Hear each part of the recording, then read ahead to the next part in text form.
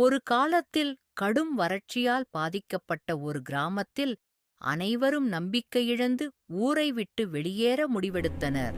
ஆனால் யூசுப் என்ற சிறுவன் மட்டும் இறைவனின் மீதான அசைக்க முடியாத நம்பிக்கையுடன் வறண்ட நிலத்தின் ஒரு சிறிய பகுதியை உழுது விதைகளை விதைத்தான். கிராம மக்கள் அவனது செயலைக் கண்டு கேலி செய்தாலும் அவன் சற்றும் சளைக்காமல் தனது வீட்டிலிருந்த சொற்பத் தண்ணீரை ஊற்றி அந்த நிலத்தை பராமரித்து வந்தான். அவனது பொறுமையையும் நம்பிக்கையையும் மெச்சும் வகையில் ஒருநாள் திடீரென கனமழை பெய்து அந்த பகுதியே செழித்தது. மற்ற நிலங்கள் காய்ந்திருந்தாலும் யூசுப் நம்பிக்கையுடன் பராமரித்த நிலம் மட்டும் பசுமையாகக் காட்சியளித்தது.